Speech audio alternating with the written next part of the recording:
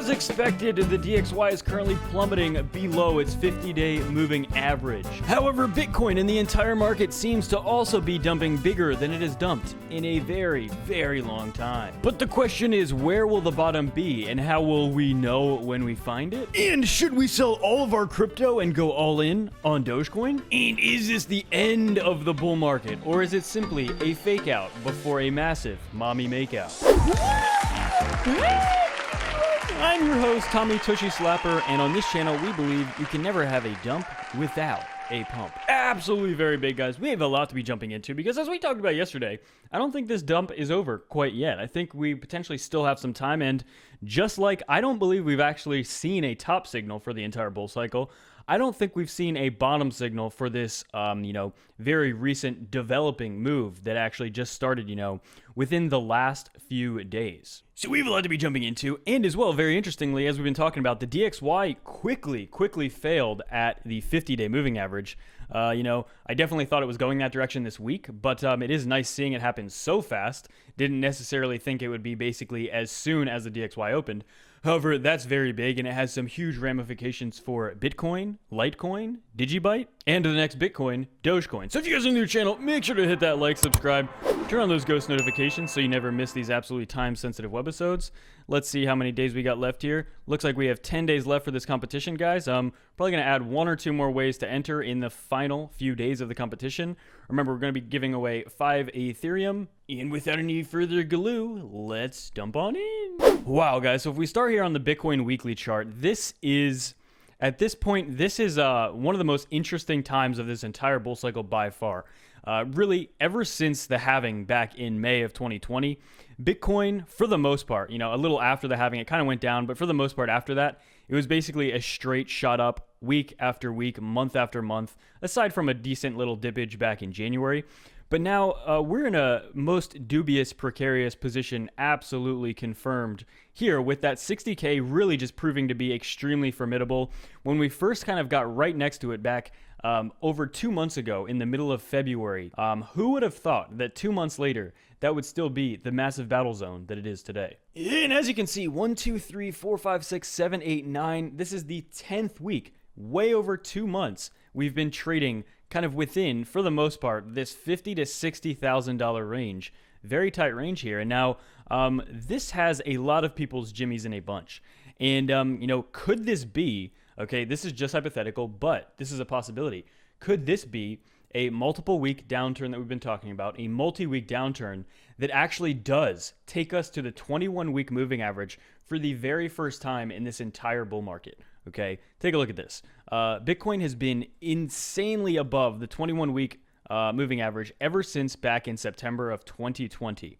It's not even come close. And for Bitcoin to actually get down there, it would need to actually touch, a little above 40,000. So it would have to plummet pretty drastically below 50K, below 45K, down to about, 43, potentially even 42K for that 21 weekly to get touched on, for it to get diddled. And now, guys, if we go all the way back, obviously, this bull market back in 2016 and 2017, there was I think there was maybe 5 to 7 touches on the 21-week moving average in that entire bull market, okay? Massive pump, 21-week touch. Massive pump, 21-week touch. Same thing here.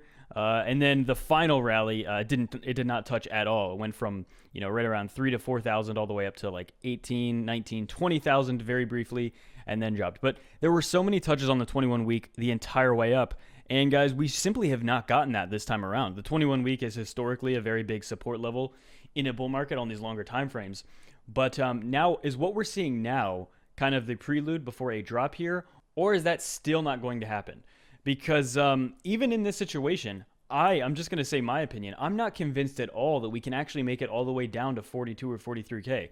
Remember, anything can happen. I never say anything definitively, and nobody ever should, because nobody knows exactly what can happen in this market. This is a whole new world. But again, we have institutional support that we did not have. On this chart we were just looking at, we had no institutional support here. And now we have insane amounts of institutional support, like we only could have imagined back here, okay? Even 5% of the support we have now was unimaginable back then. So we've made huge strides, huge leaps and bounds since just 4 years ago.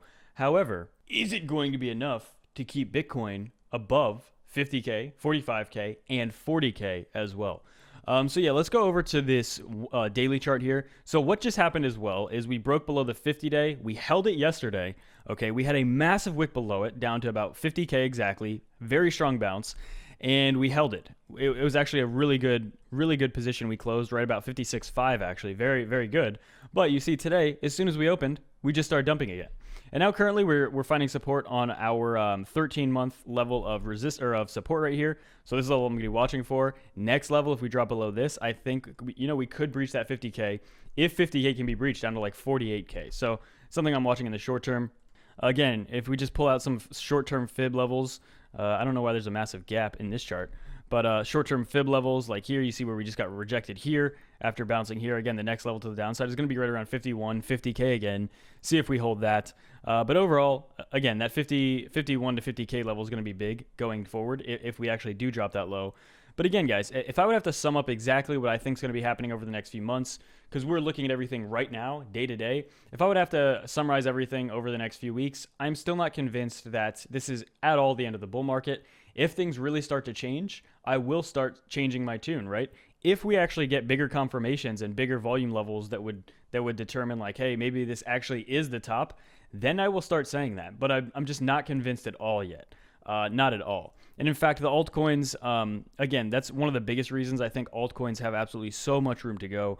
So, but one thing I do want to say as well is that I think there's going to be one more massive pump, maybe at like 3, 4, 5 weeks, maybe up to like 10 weeks long. And then I think that will most likely be the top. Okay, if it's similar to the last cycle, I think there is going to be one final absolutely insane phase coming over the next 2 to 3 months.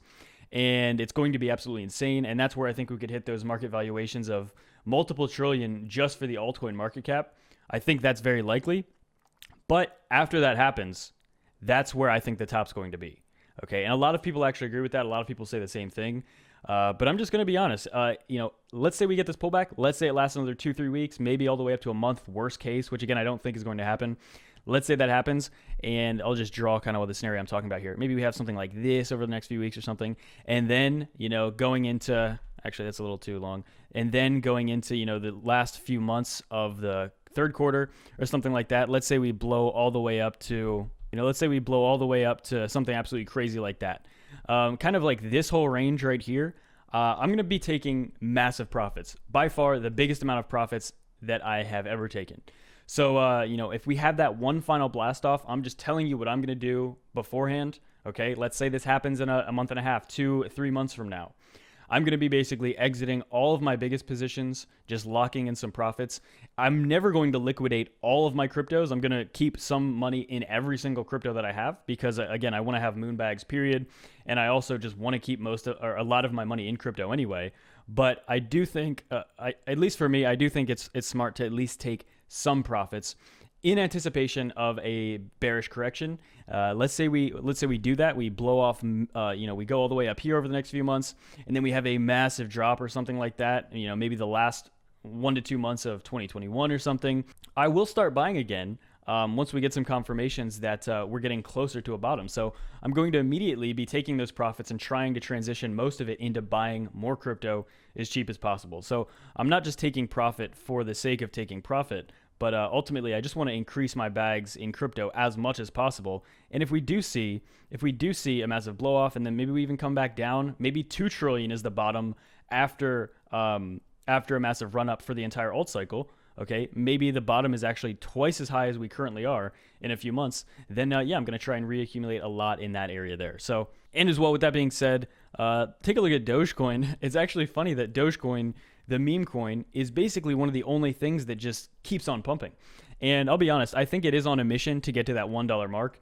I don't think it's going to be sustainable once it gets there, but I just know the community is very, very determined to get Dogecoin to $1, which I think it would take $130 billion market cap to do that. So that's a lot. That's a lot of money. That's a huge market cap. It would be in the top few altcoins. Right now, I think it's still in the top 10 as I speak, but Yeah, Dogecoin right now is absolutely popping off.